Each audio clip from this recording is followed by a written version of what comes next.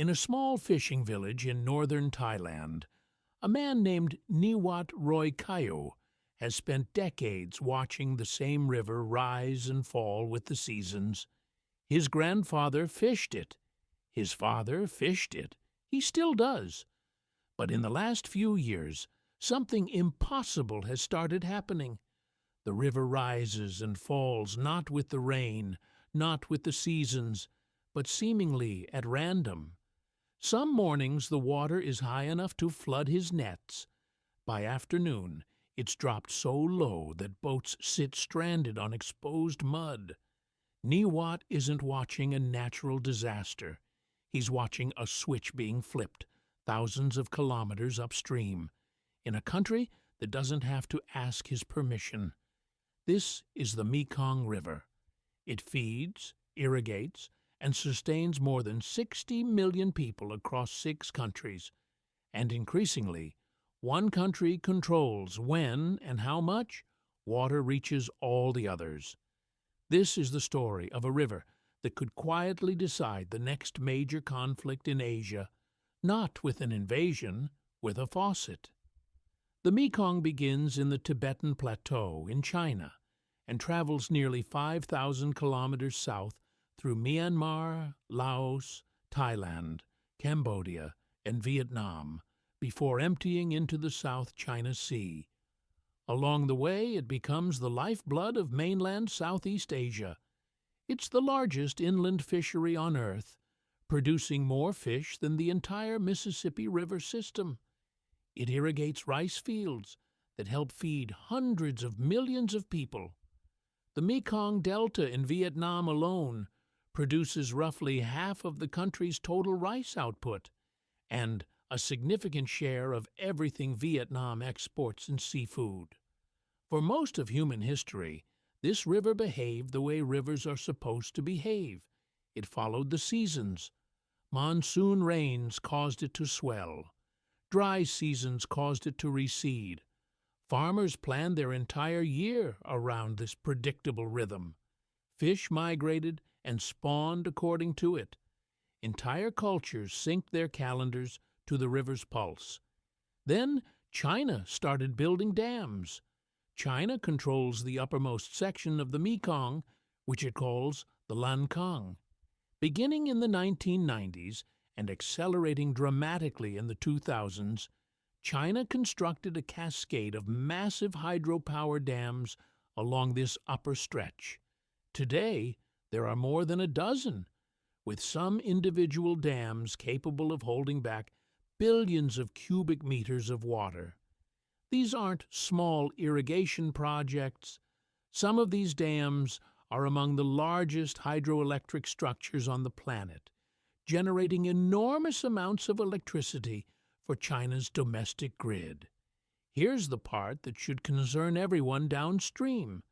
China sits at the top of the river. Whatever it holds back, releases, or redirects up there determines the water level for every single country below it. And critically, China has historically shared very little real-time data about how it operates these dams. In 2019, researchers using satellite data discovered something alarming. During a severe regional drought, when downstream countries like Thailand, Laos, and Cambodia were desperately short on water, satellite measurements showed that China's upstream dams were actually holding back more water than usual, even as Chinese officials reported normal operations. The river below the dams ran unusually low for months, devastating fish stocks and crops, while reservoirs above the dams stayed unusually full. China has disputed interpretations of this data, but the broader pattern is hard to deny. Downstream nations have reported sudden, unexplained fluctuations in water levels for years, surges and droughts that don't correlate with rainfall, but do correlate with upstream dam activity. Fishing communities like Niwat's have watched fish populations collapse as natural flooding cycles, which fish rely on to spawn, become unpredictable. Riverbank erosion has accelerated. Farmers can no longer reliably plan planting seasons around a river that used to be one of the most predictable forces in their lives. This isn't just an environmental story, it's a geopolitical one, and it's only getting more serious. Back in Niwat's village, this doesn't look like geopolitics. It looks like empty nets. The institutions meant to manage this river were never built to handle a country this powerful sitting at the top of it. The Mekong River Commission, created in 1995 by Thailand, Laos, Cambodia, and Vietnam, was supposed to coordinate water management across the entire river. But China was never a full member, only a dialogue partner, free to build and operate its dams largely on its own terms. And China isn't the only one building.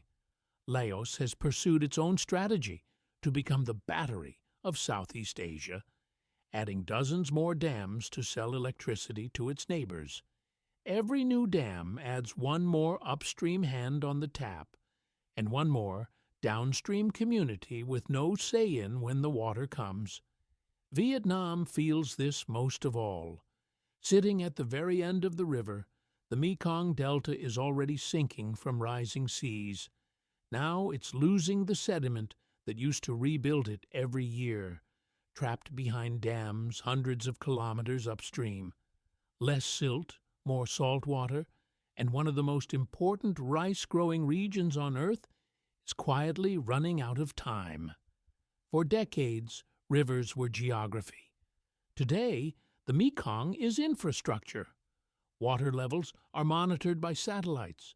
Dam operations are tracked from space. Governments thousands of kilometers away study the river every day, because whoever controls the flow increasingly controls the future of everyone living downstream. For now, there's no war over the Mekong, just negotiations, monitoring, and quiet pressure. But 60 million people still depend on a river increasingly controlled, dam by decisions made far upstream, decisions they have almost no power to influence. Niwat still watches the river every morning. He still can't predict it the way his father once could. The water doesn't follow the seasons anymore. It follows decisions made in boardrooms and control rooms thousands of kilometers away. Rivers were once one of the few natural forces that crossed borders without asking permission. Increasingly, that's no longer true. And in a region home to over 60 million people who depend on a single waterway, that change might be one of the most consequential and least discussed power shifts happening in the world today. If you enjoyed this documentary, subscribe to Behind the Map, because sometimes the most important stories are hidden in places the world has already forgotten.